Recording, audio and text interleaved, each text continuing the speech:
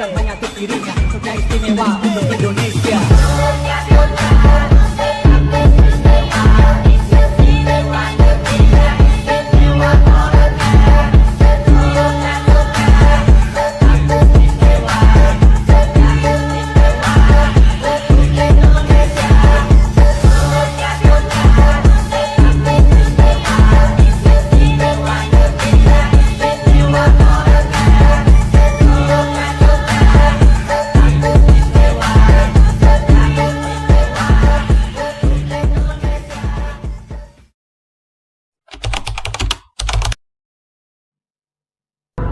Assalamualaikum warahmatullahi wabarakatuh.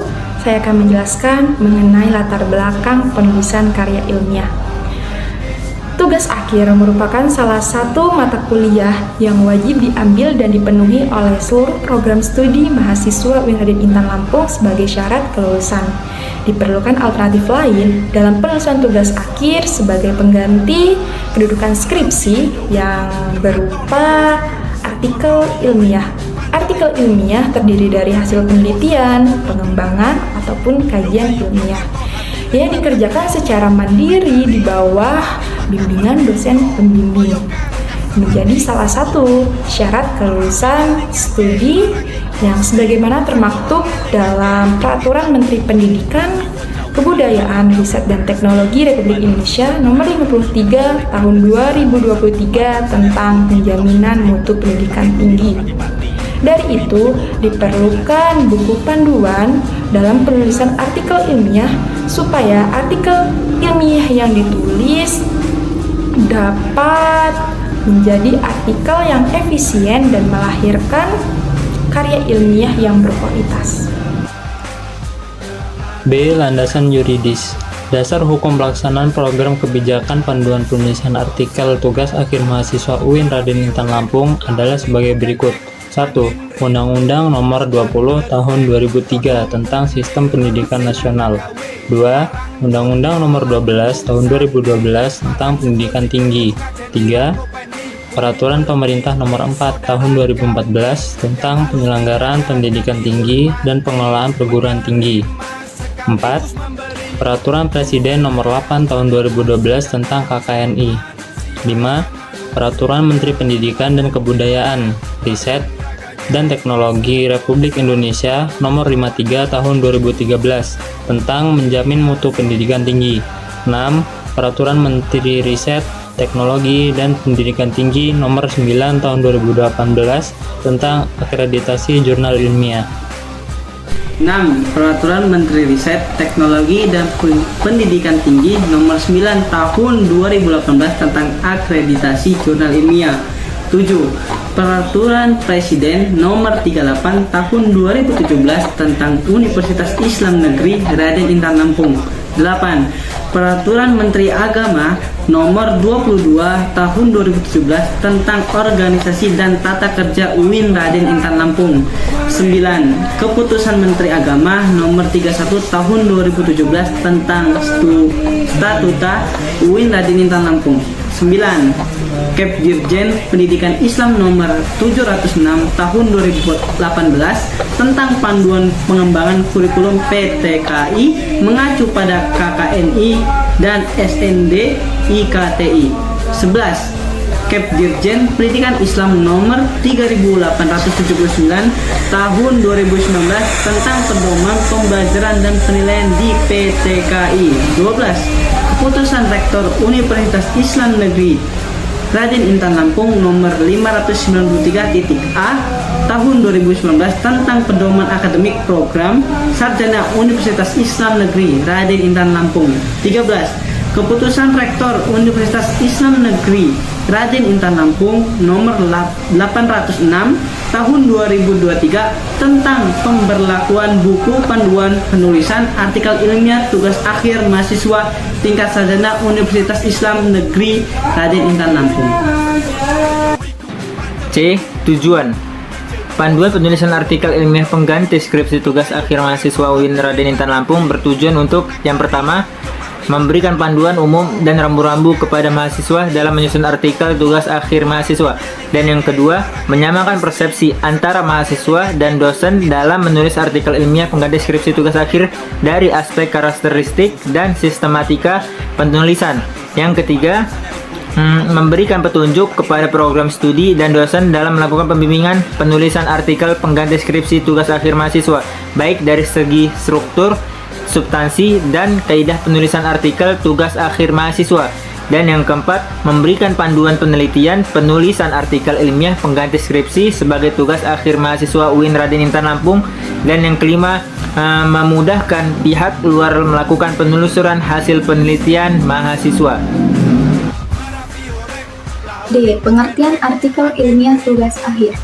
Pengertian artikel ilmiah tugas akhir adalah karya ilmiah yang berfungsi sebagai pengganti skripsi, disusun dari penelitian dalam bidang keilmuan tertentu di UIN Raden Intan Lampung oleh mahasiswa yang dibimbing oleh dosen berkualifikasi relevan.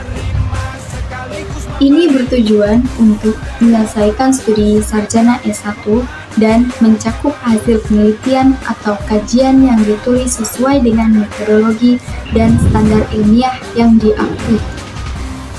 Karya ini diharapkan dapat dipublikasi di jurnal internasional, jurnal nasional, dan proceeding internasional.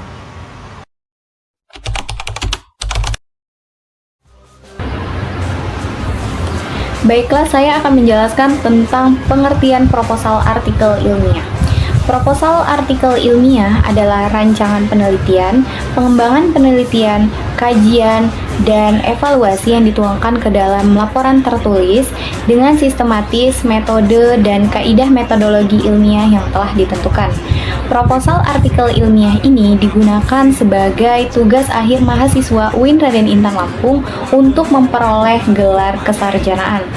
Kaidah yang digunakan adalah kaidah yang telah disepakati bersama, sehingga isinya dapat dipertanggungjawabkan secara ilmiah dan dapat diuji kebenaran untuk selanjutnya. Apakah laporan rancangan ini layak atau tidak untuk dipublikasi pada jurnal nasional maupun jurnal internasional. Artikel ilmiah ini juga dapat disusun untuk dipresentasi pada suatu forum atau konferensi nasional maupun internasional yang biasanya dihadiri oleh para ilmuwan. Untuk penulisan proposal artikel ilmiah ini dimulai dari bimbingan hingga selesai menggunakan kertas A4 dengan ketentuan menyesuaikan format penulisan. Sekian, terima kasih. Baik, di sini saya akan menjelaskan tentang format penulisan artikel ilmiah. Format penulisan artikel ilmiah ini terbagi menjadi 4, yaitu yang pertama, bagian awal. Bagian ini biasanya mencakup cover, lembar pengesahan, daftar isi, daftar tabel jika ada, daftar gambar jika ada, dan daftar lampiran. Dan bagian kedua yaitu bagian ini mencakup pengesahan judul, latar belakang masalah, identifikasi dan batasan masalah, rumusan masalah, tujuan penelitian, manfaat penelitian, kajian penelitian terdahulu yang relevan, metode penelitian, rangka pemikiran. Bagian ketiga yaitu sistematik penulisan ini, proposal artikel yang mana penjelasan ini akan dijelaskan oleh teman saya. Bagian keempat yaitu bagian yang terakhir, yaitu bagian akhir yang biasanya daftar outline, sementara daftar rujukan dan lampiran. Sekian dari saya, terima kasih. Baik, di sini saya akan melanjutkan penjelasan dari teman saya tadi, yaitu sistematika penulisan isi proposal artikel. Jadi sistematika penulisan proposal artikel itu dapat disesuaikan dengan jenis penelitian yang akan digunakan. Adapun sistematika yang biasa digunakan sebagai berikut. Yang pertama yaitu penegasan judul. Di sini biasanya berisi tentang penjelasan kata kunci yang terkait dengan terminologi yang terdapat dalam judul artikel. Kemudian yang selanjutnya yaitu latar belakang. Latar belakang ini sendiri biasanya berisi tentang sebab dilakukannya penelitian ini. Kemudian yang selanjutnya yaitu identifikasi dan batasan masalah. Untuk identifikasi itu sendiri biasanya berisi poin-poin tentang kemungkinan-kemungkinan cakupan yang dapat muncul dalam penelitian. Kemudian untuk batasan masalah adalah upaya menetapkan batas-batas masalah penelitian supaya lebih jelas, sehingga ditemukannya masalah yang termasuk dan yang tidak termasuk dalam penelitian. Kemudian yang selanjutnya yaitu fokus dan subfokus. Untuk fokus itu sendiri setelah ditentukan, selanjutnya ditetapkannya tinjauan dari fokus-fokus tersebut sebagai sub-subfokus penelitian. Kemudian yang selanjutnya yaitu rumusan masalah. Rumusan masalah biasanya berisi pertanyaan secara eksplisit tentang masalah penelitian yang hendak dicari jawabannya. Kemudian tujuan penelitian. Untuk tujuan penelitian itu sendiri merupakan maksud dari penelitian yang didasarkan pada masalah yang dirumuskan sebelumnya. Kemudian yang selanjutnya yaitu manfaat dari penelitian. Biasanya manfaat penelitian membicarakan tentang kegunaan ataupun kontribusi yang diperoleh dari penelitian yang akan dilakukan. Kemudian yang selanjutnya yaitu kajian penelitian terdahulu yang relevan. Kajian terdahulu yang relevan merupakan ulasan peneliti terhadap bahan-bahan pustaka dan hasil-hasil penelitian yang sudah dilakukan oleh orang lain dan relevan dengan tema dan topik penelitian yang akan dilakukan. Kemudian yang selanjutnya itu metode penelitian. Metode penelitian biasanya berisi tentang tata cara peneliti untuk mengumpulkan informasi terhadap data yang akan didapatkan. Kemudian yang terakhir, kerangka teoritis. Untuk kerangka teoritis itu sendiri biasanya berisi tentang jawaban sementara dari rumusan masalah. Baik, mungkin sekian dari kelompok kami. Wassalamualaikum warahmatullahi wabarakatuh.